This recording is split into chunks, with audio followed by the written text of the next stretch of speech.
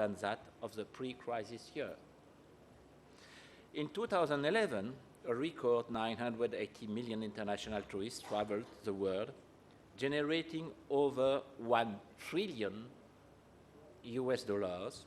in international tourism receipts. 1 trillion.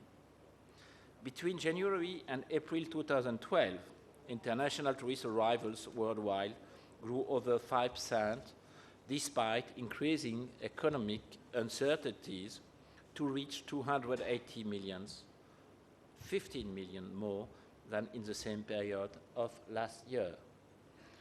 UNWTO expects 415 million tourists to travel between May and August. We will have the provisional figures within some weeks. And at this rate, as I just said, we are well on track to reaching a record of 1 billion international tourists in 2012.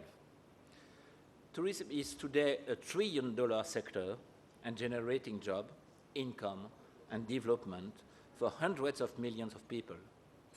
By 2030, UNWTO forecast 1.8 billion international tourists to travel worldwide.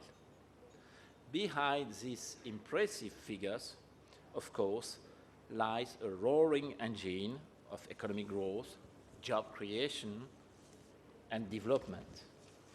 Tourism is directly responsible for 5% of global GDP and 9% indirectly of global GDP.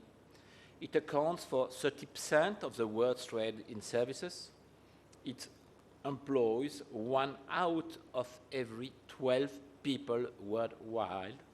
And according to the International Labour Organization, 1 job created in the tourism sector creates 1.5 additional jobs in the tourism-related economy. It's a simple formula. 1 billion tourists mean 1 billion opportunities, hundreds of millions of jobs, higher income possibilities, increased investment in infrastructure, and countless paths for development. 1 billion is no doubt an exciting achievement, especially in the context of a challenging global economy. But as we keep underscoring, we cannot ignore that it also poses serious challenges. Concerning the hotel industry, the first challenges is no doubt how to accommodate the 360 million additional international tourists in 2020, of whom 140 belong to Asia. That is mainly how to channelize investment to the accommodation industry.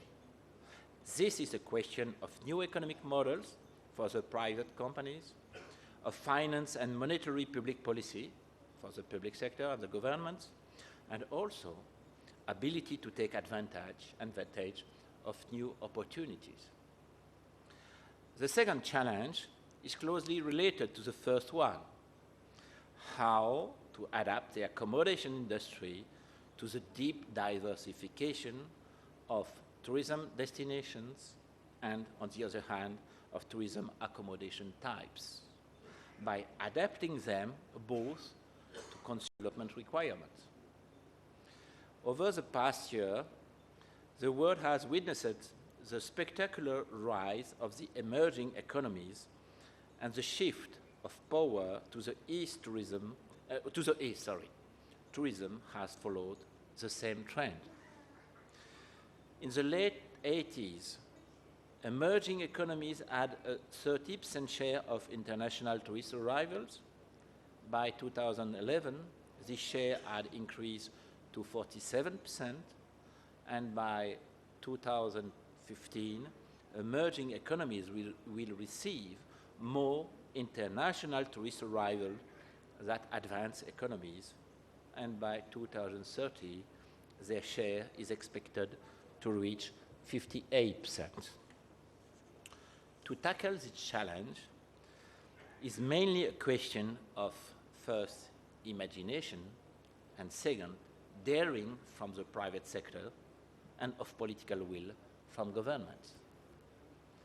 The third challenge for an industry whose globalization grows so rapidly is, as every global industry needs it, to build standards, both to provide confidence to the clients and to rationalize investments.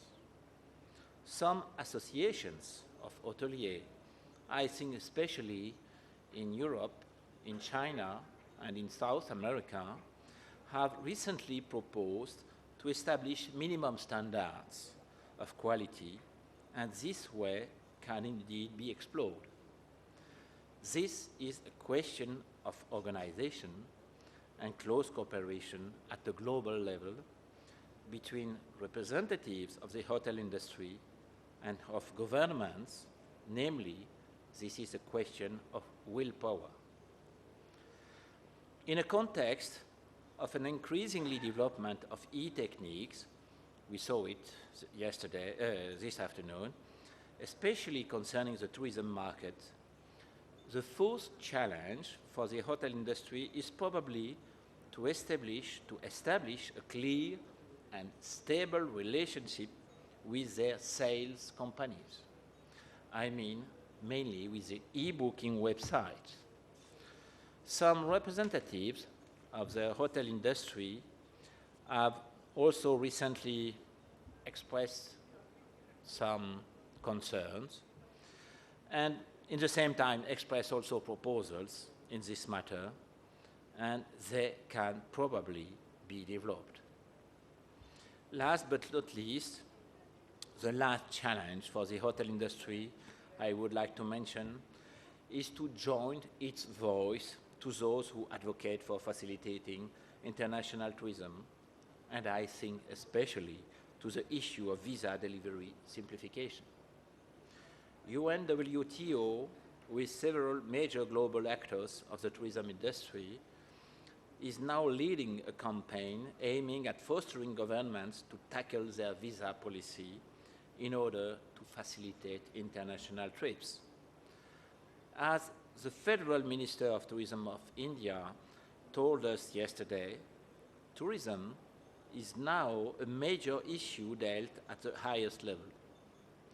During its last meeting, held in Mexico last June, the G20 heads of state said, I quote, "We recognize," it was the first time that the G20 raised this question, "We recognize the role of travel and tourism as a vehicle for job creation, economic growth and development, and while recognizing the sovereign right of states to control the entry of foreign nationals, we will work towards developing travel facilitation initiatives in support of job creation, quality work, poverty reduction, and global growth." It's probably now the moment for the hotel industry to express clearly its needs and wishes on the matter.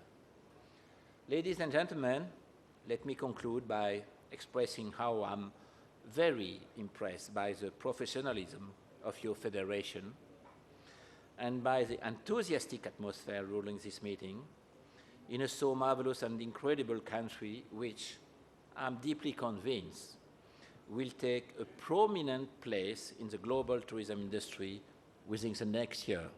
I thank you for your attention.